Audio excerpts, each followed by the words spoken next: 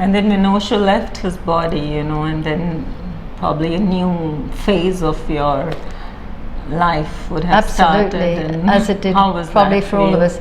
Well, in the first 24 hours, I was devastated.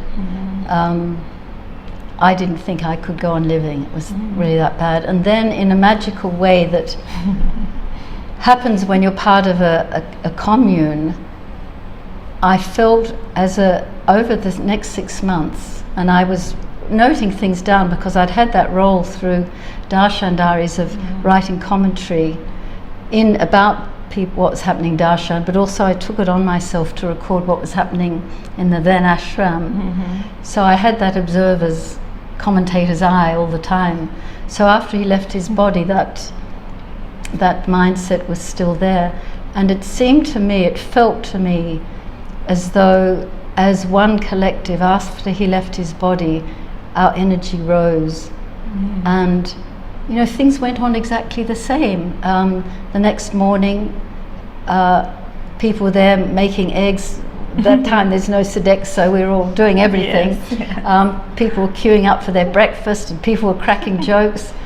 And it was amazing. And I just, as I say, I felt over the next 6 months there was a collective rise in our energy.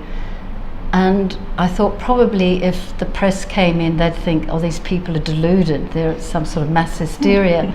But it wasn't. It was some extraordinary phenomenon. And after 6 months, I felt 6 months to the day, it sort of settled. It didn't go back to where we were. It sort of, I guess, stabilized. So that's my take on it, on what happened. And yes, it was amazing. It has been amazing. As he has said, you will see me in each other. I'll be in the flower's existence, and that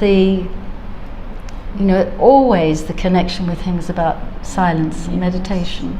And of course, I loved his body. Perhaps I knew his body, his face, as intimately as anyone, because I gazed at his face so much in darshan. I was very, very close, and I just became so intimate with every little hill and valley, and just, you know, I would just gaze like a cocker spaniel.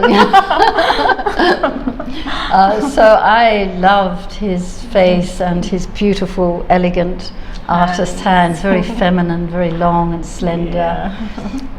Just every nuance of his movements, the way he sat, everything, his chuckling. So I really, really loved his physicality and his beautiful grace when walking. He reminded me of a deer.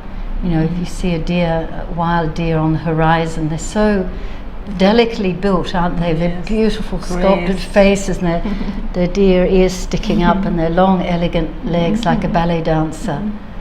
But so strong, you know, really big chest muscles. So for me, Osho's physicalness had that extraordinary combination of grace and grandeur, of fragility and strength.